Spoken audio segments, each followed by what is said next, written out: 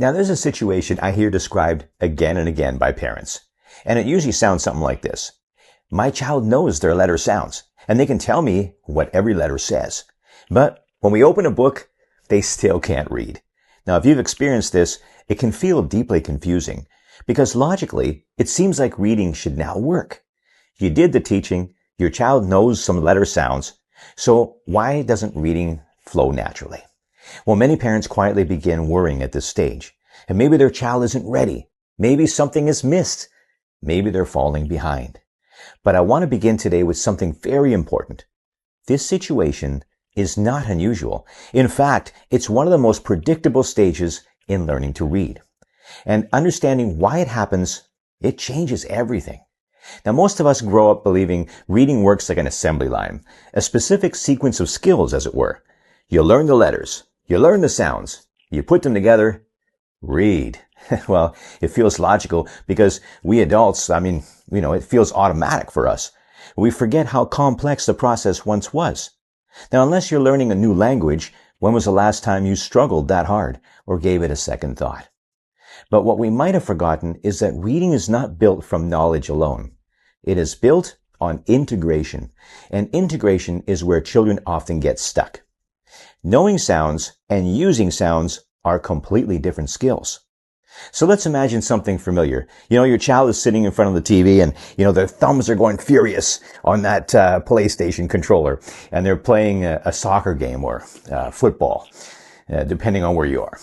And they understand the strategies of passing the ball to other players, the role that certain positions play, the scoring, and it becomes intuitive. These games are really cool the way they put them together. But throw a pair of cleats on them and plop them on a real soccer field, and everything they know about the rules of the game mean very little because the real life experience requires new muscle coordination skills that become overwhelming real quick. Especially when other players are trying to separate you from the ball before you get a chance to learn to even kick straight.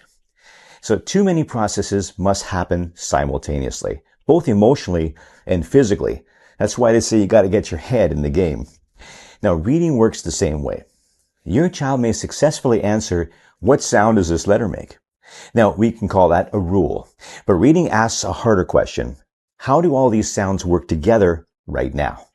That this amounts to knowing the rules and playing the game with skill. That shift from isolated knowledge to real-time application is enormous.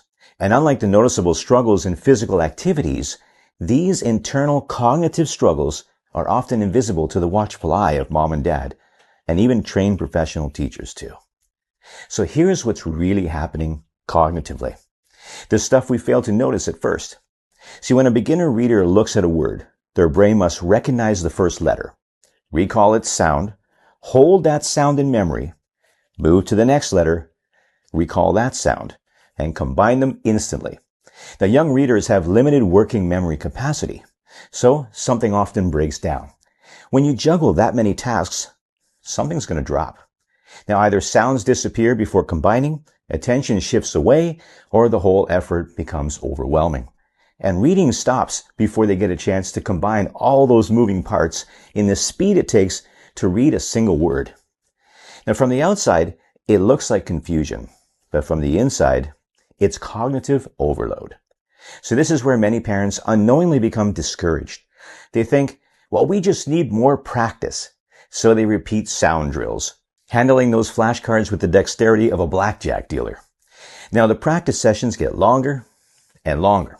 But the issue was never sound knowledge. It was coordination. More memorization cannot solve a coordination challenge. It's similar to asking someone to memorize more musical notes instead of learning how music flows together. Reading requires movement between sounds and how they interact, not a storage of more sounds. So at this stage, many children begin guessing, and parents often feel alarmed when this happens. They notice it like a sour note played on a grand piano, especially when it wreaks havoc with the context. When the words, the man in the yellow hat, is read, the man in the yellow cat, we go from bold-fashioned statement to being a tiger's lunch by guessing one wrong word. Now, please don't give in to the thought that this new guessing habit is an act of defiance. It's adaptation. a coping skill that was successful enough times to embrace it as a reliable coping strategy. Now, this child senses difficulty and is simply looking for the path of least resistance. So they may also notice pictures a little more, as these might provide enough contextual clues to help fill in the blanks. They commit repeated phrases to memory. How many times do you have to read "once upon a time" before that gets locked in forever? Now, they may even predict based on context and the surrounding words that they do know. Now, from their perspective, guessing works faster than effortful decoding, especially if luck happens to swing their way. Now, the brain naturally chooses efficiency, but true reading develops only when decoding becomes manageable enough to continue. Now, the child must be helped to experience firsthand how this superior skill far outweighs the limitations they get from guessing. Until that happens, this is often the first moment parents start to doubt themselves. You've invested the effort. Your child worked hard. You're anxious that visible progress feels limited. But children in general are way more intuitive than you might think. They sense that tension. They begin associating reading with uncertainty instead of success. And this is not a happy place. This is why calm guidance matters so much here. Now, children don't need urgency, and they certainly don't need another round with the flashcards. They need repeated experiences where decoding succeeds, even slowly.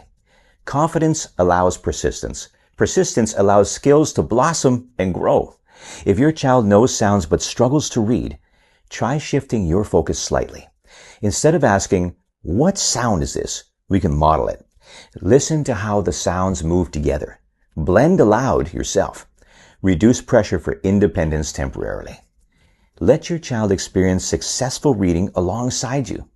Skill develops fastest when success feels achievable. Now, something fascinating happens after enough coordinated practice. One day, a child reads a word without stopping between sounds. Then another. Then another. Now, parents often describe it as sudden, but it wasn't sudden. The brain finally automated a process it had been rehearsing all along. Reading begins to function as a system rather than a bunch of separate tasks. So if your child knows their sounds but still struggles to read, please understand. They're not behind. Your child has not failed to learn. You are simply standing at a bridge between knowledge and true reading. And this bridge takes time to cross. Now, do you know exactly where your child currently sits in their reading journey? Well, are they crossing that bridge? Are they still struggling with sounds? That knowledge will help you discover and address challenges, celebrate what's going well, and plan your next steps with complete confidence. I would love to help you with that. So I've created a free reading assessment that will pinpoint where your little one is at right now. Now, you'll find it linked below. And remember, reading grows through understanding, patience, and many small successes along the way. So stick around, stay wonderful, and I'll see you in the next video.